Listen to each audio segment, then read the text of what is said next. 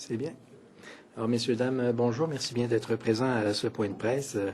Écoutez, d'entrée de jeu, je vais vous dire, je suis extrêmement déçu du comportement du gouvernement, de la ministre et du Conseil des ministres dans son entier, des députés libéraux, d'être restés complètement silencieux sur notre motion et sur les questions que nous avons posées aujourd'hui concernant M. Bertrand Cantat.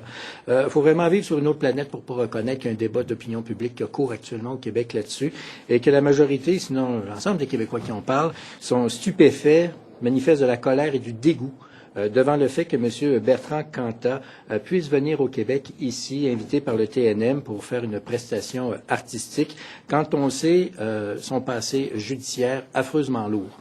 Et là, on ne parle pas d'un vol quelconque ou enfin d'un incident mineur. On parle d'une question de meurtre, de mort là-dedans. Il y a eu procès, il y a eu condamnation, et voilà que le type ici vient, et c'est un peu comme si de rien n'était. C'est décevant. Bien entendu, j'entends l'argument du gouvernement qui dit, ben là, écoutez, il faut que la loi soit respectée, ça ressort du fédéral, tout ça. Ben oui, ça c'est sûr, on le sait. On est les premiers à dire qu'il faut respecter les règlements et que la justice doit suivre son cours et que le processus d'accueil doit suivre son cours. C'est bien entendu. Mais le point, la question, elle est au-delà de ça. Comment le gouvernement réagit à accueillir ici, au Québec, un homme qui a été reconnu coupable d'homicide involontaire en France dans des circonstances tout à fait outrageantes? C'est pas rien, cette histoire-là. Moi, je suis très déçu de voir que la ministre de la Condition féminine reste silencieuse là-dessus. Elle est ministre des Affaires culturelles, puis elle dit, ah, ben là, c'est pas de mes affaires, moi, je veux pas porter un jugement sur les choix culturels ou enfin les choix artistiques. D'accord, mais c'est pas ça la question.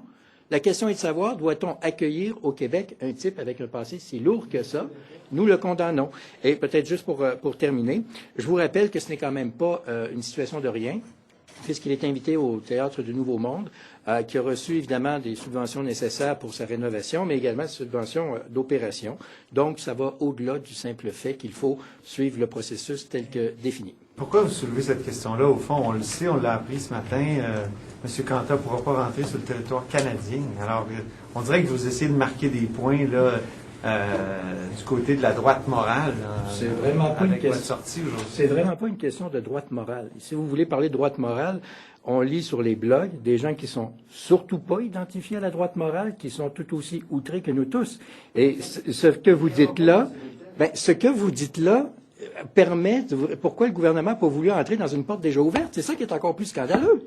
Je comprends pas pourquoi le gouvernement n'a pas voulu joindre sa voix au fait qu'on voulait pas avoir ce type-là ici. Ce type-là n'est pas le bienvenu. Il ne doit pas venir et c'est tout. On l'a dit clairement.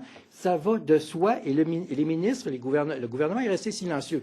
Je dois vous rappeler aussi qu'actuellement, une campagne très brutale, dans le bon sens du terme, sur la violence conjugale et les agressions sexuelles, c'est exactement ce dont il est question ici. Le gouvernement investit des milliers de dollars pour convaincre les gens qu'il faut dénoncer les agressions sexuelles et qu'il faut être très vigoureux là-dessus et très attentif là-dessus. Puis d'un autre côté, il ne dit pas un mot quand un type veut venir ici et qu'il a un passé criminel très lourd. Quel est-ce que c'est le rôle vraiment du ministre de la Justice de se prononcer sur ces questions, sachant qu'il y a des autorités des frontières, qu'il y a la justice, des juges? Un ministre de la Justice sur des questions juridiques comme ça ne peut pas poser des problèmes au nom de la séparation des pouvoirs? C'est extrêmement décevant que ce soit le ministre de la Justice qui ait répondu alors que ma question s'adressait à la ministre de la Condition féminine et qui, elle, est restée muette. C'est ça qui n'a pas de bon sens. Aussi, elle n'est pas juge. Oui, mais elle aurait très bien pu dire ce que tous les Québécois disent et ce que nous disons, c'est que M. Cantat n'est pas le bienvenu au Québec. Ils ont préféré fermer, j'ai dit fermer les yeux, l'expression la meilleure aurait été de se taire. On préféré ne pas commenter cette réalité-là.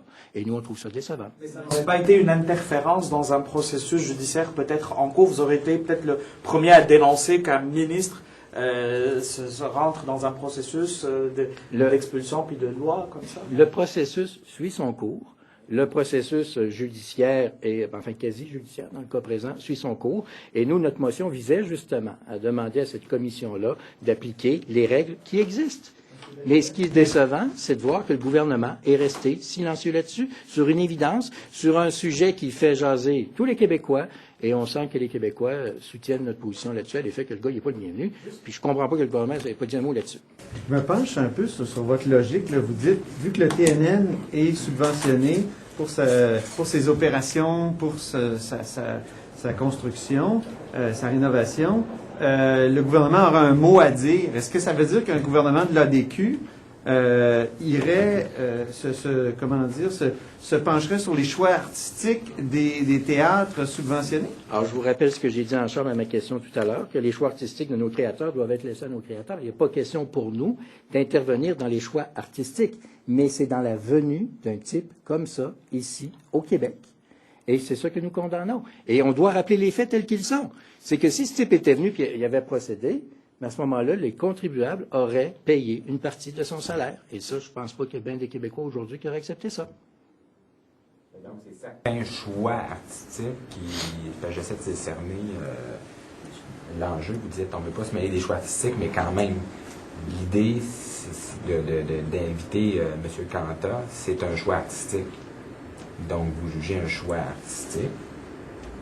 Puis, je veux savoir où s'arrête l'intervention dans des choix artistiques. Nous laissons les artistes décider et agir selon leur bon choix, bien entendu. Mais lorsque le gouvernement injecte des millions de dollars, et dans le cas présent, on parle d'1,3 million de dollars pour l'administration, je pense qu'il est tout à fait légitime de voir que les sous des Québécois, les sous des contribuables, n'aillent pas payer le salaire d'un homme avec un passé criminel si lourd que ça. Et je vous le répète, il n'est pas question d'un petit crime de rien du tout, là. Il n'est pas question d'une erreur ou d'un accident ou de quoi que ce soit. Il est question d'un crime odieux.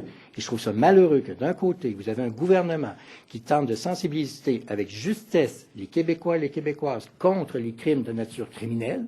Vous avez tous vu les publicités qui sont saisissantes. Et d'un autre côté, dit pas un mot quand on accueille ici un gars qui a un passé criminel odieux. Le gouvernement devrait couper les livres au TNN. Non, pas du tout. C'est là le point. Le point est qu'on doit laisser le choix artistique. Mais lorsqu'il est question de venir voir, accueillir ici un type avec ce passé criminel, là, c'est clair que le gouvernement doit élever sa voix et dire un instant. Et c'est ça que nous avons demandé. Et on trouve ça malheureux de voir que le gouvernement dit une chose et quand vient le temps de prendre position sur un dossier précis, ne le fait pas.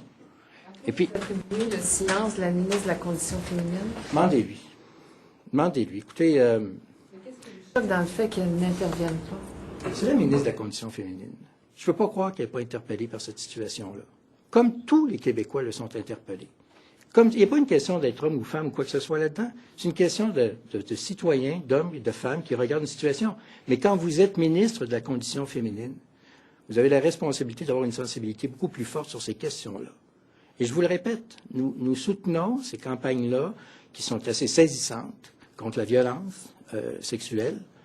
Et voilà un type qui a commis un crime de nature sexuelle et de nature violente terrible, inimaginable, puis on ne dit pas un mot. Ça me déçoit.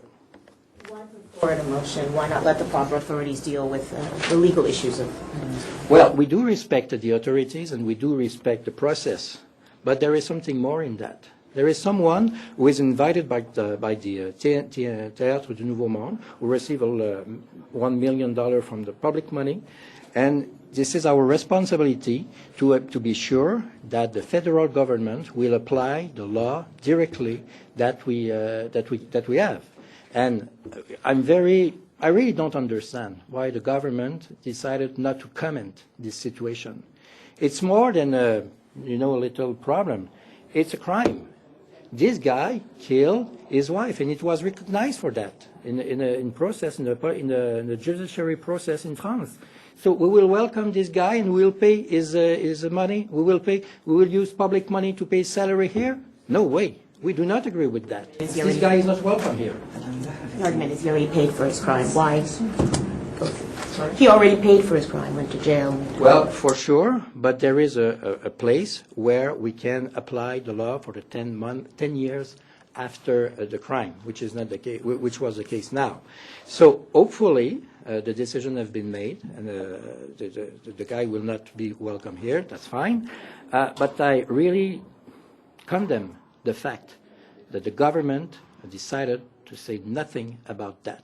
And maybe you were in the gallery, you saw that there was a real malaise between the cabinet minister people.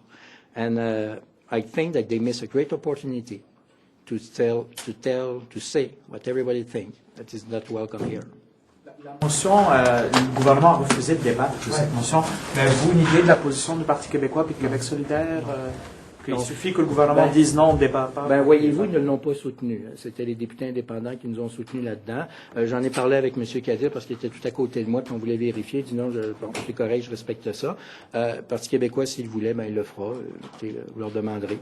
Avec eux avant. Ben, le nous, dépôt ce de qu'on la fait, motion. c'est qu'on propose. Puis ils nous disent non, ben c'est non, là, c'est tout. J'ai pas, on n'a pas eu de débat là-dessus. Vous savez, des fois, on s'entend sur ben là, change tel mot, ça va être correct. Tout ça.